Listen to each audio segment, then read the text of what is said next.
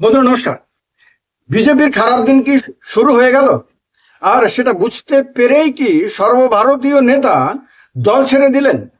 আপনারা সবাই জেনে গেছেন, ইতিমধ্যে বিভিন্ন সংবাদ মাধ্যমে প্রকাশিত হয়ে গেছে যে বিজেপির সর্বভারতীয় মুখপাত্র, যাকে প্রায় প্রত্যেক দিন কোনো না কোনো টিভি চ্যানেলের পর্দায় আক্রমণাত্মক ভঙ্গিমায় দেখা যেত, যাকে অসহিষ্ণু ভঙ্গিমায় দেখা যেত, বিরোধী দলের মুখপাত্রের প্রতি অনেক তির্যক মন্তব্য যিনি করতেন, এবং যে দল ছেড়ে এসেছিলেন এক সময়ে সেই কংগ্রেস সম্বন্ধে অত্যন্ত কটুভাবে আক্রমণ করতেন, সেই শাহজাদ পুনাওয়ালা হঠাৎ করে বিজেপি ছাড়লেন কেন? তিনি তো মুখপাত্র পদ ছেড়ে দিতে পারতেন, তিনি তো দলে বিভিন্ন পদ ছেড়ে দিয়ে দল করতে পারতেন, কিন্তু তিনি সম্পূর্ণভাবে দল কেন ছেড়ে দিলেন হঠাৎ করে? তার মানে কি তিনি বুঝতে পারছেন যে দলের ভবিষ্যৎ এখন আর অতীতের মতন উজ্জ্বল না? তার মানে কি সামনে বড় ধরনের সংকট আসছে, সেটা অনুধাবন করতে পেরেই তিনি দল ছেড়ে দিলেন?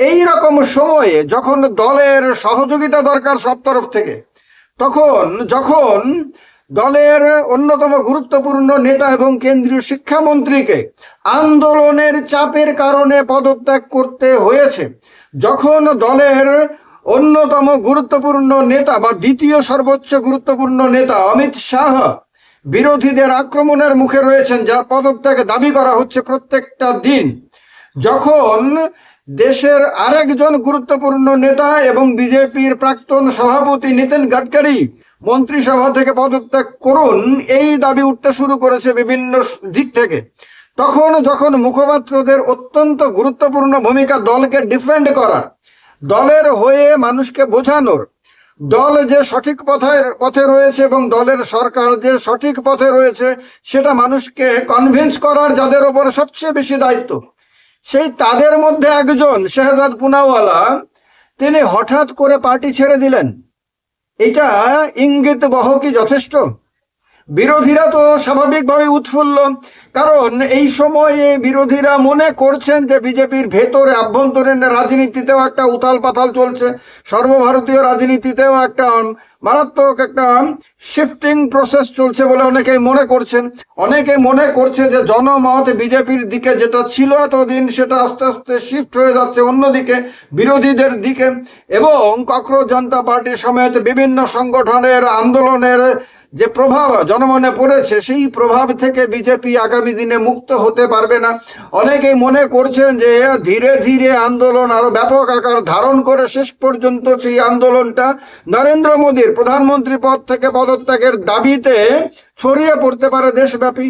এই অবস্থাতে দলের হয়ে ওকালতি করা বা দলের হয়ে কথা বলা খুব একটা মানুষের কাছে ভালো দেখাবে না, এইটা অনুধাবন করেই কি এখন পদত্যাগের প্রক্রিয়া শুরু হয়েছে?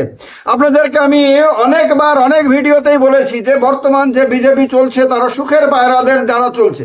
এরকম অনেক লোক বিজেপিতে আজকে বড় বড় পদে রয়েছেন, গুরুত্বপূর্ণ জায়গায় রয়েছেন, কেউ মন্ত্রী হয়েছেন, কেউ সাংসদ হয়েছেন, কেউ বিধায়ক হয়েছেন, বিভিন্ন জায়গাতে বিভিন্ন পদে রয়েছেন, যারা বিজেপি করা শুরু করেছেন বিজেপির সুদিন এসেছে বলে।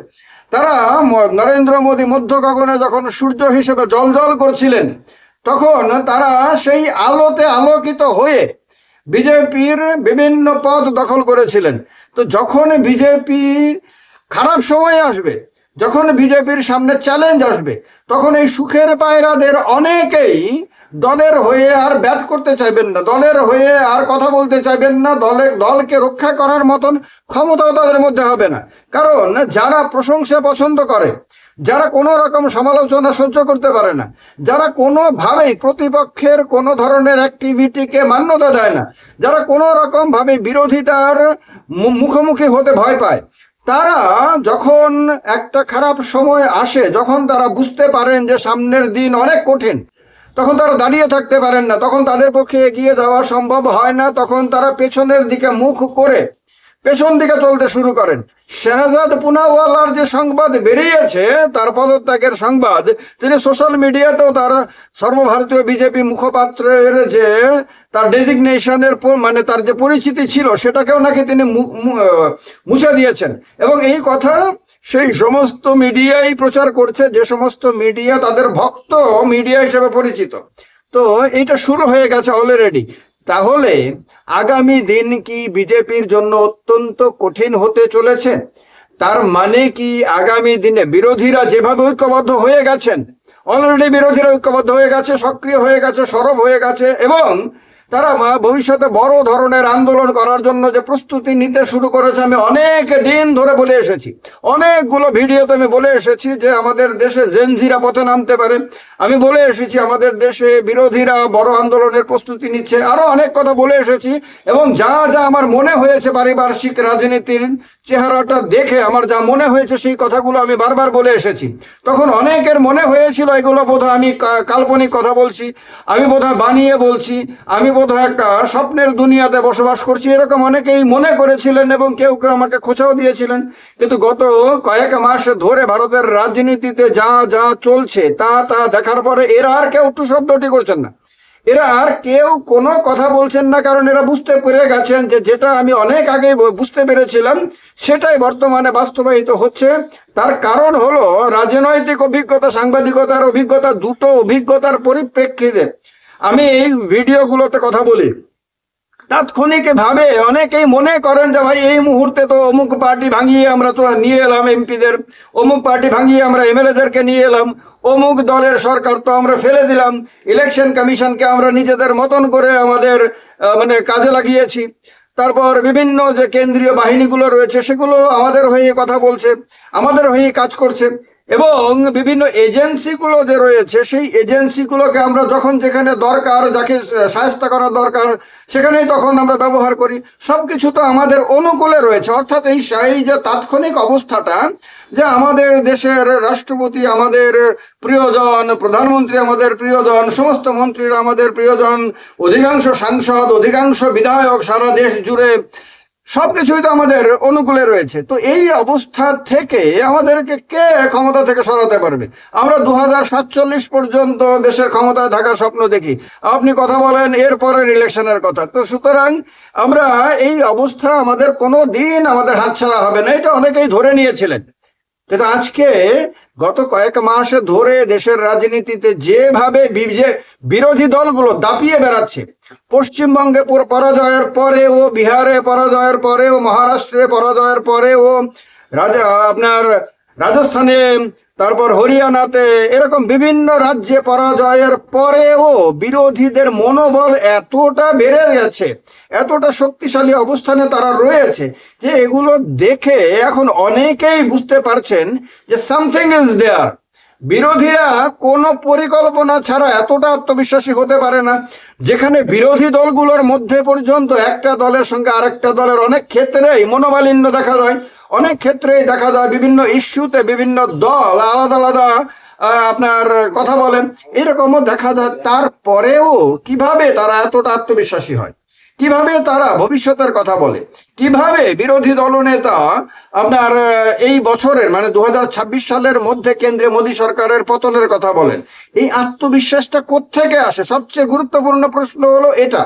এই আত্মবিশ্বাস, এই যে রাহুল গান্ধীর এই যে দৃঢ়তার সঙ্গে কথা বলা, তারপর অরবিন্দ কেজরিওয়ালের, মমতা বন্দ্যোপাধ্যায়ের, উদ্ধব ঠাকরের, অখিলেশ যাদবের, এদের প্রত্যেকের যে আত্মবিশ্বাস, সে আত্মবিশ্বাসটা কোত্থেকে আসছে, এর পেছনে কি রহস্য লুকিয়ে রয়েছে, সেইটা যেটা বোঝার সবচেয়ে বেশি দরকার, সেটাকে ব্যঙ্গ বিদ্রুপ করে হেসে উড়িয়ে দিয়ে শাসক দলের বিভিন্ন নেতারা বিভিন্ন সময়ে নিজেদের বুদ্ধিমত্তার পরিচয় দেওয়ার চেষ্টা করেছিলেন। কিন্তু বাস্তবে যে এটা কাজ করেনি, এখন দেখা যাচ্ছে যখন শেহজাদ পুনাওয়ালা বিজেপির হয়ে ভীষণ রকম ভাবে আপনার চার ছক্কা লাগাতো, মানে মিডিয়াতে বসে আর কি, এমন ভাষায় এমন ভাবে কথা বলতো, মনে হতো যে বিজেপির জন্ম তিনি দিয়েছেন। মানে আগে কংগ্রেস করতেন, পরে বিজেপিতে এসেছেন, বিজেপিতে আসার পরে এত কট্টর বিজেপি ভক্ত হয়ে গেছেন, এমন ভাবে কথা বলতেন এবং এতটাই কংগ্রেস বিরোধী হয়ে গেছেন যে তার বক্তব্য শুনলে পরে মনে হতো যে তিনি যদি পৃথিবীতে না আসতেন তাহলে বিজেপি নামক কোনো দলের জন্মই হতো না। এই রকম এক অতি কট্টরবাদী হয়ে যাওয়া বিজেপির মুখপাত্র, সর্বভারতীয় মুখপাত্র শেহজাদ পুনাওয়ালা হঠাৎ করে দলটা ছেড়ে দিলেন, পদ ছেড়েছেন, এইটা বলার কোনো ব্যাপারই না। দলটা পর্যন্ত তিনি ছেড়ে দিয়েছেন। এইটা তো চারটিখানি বিষয় না, এইটা তো বর্তমান রাজনৈতিক পরিপ্রেক্ষিতে হেলায় উড়িয়ে দেওয়ার মতন বিষয় না।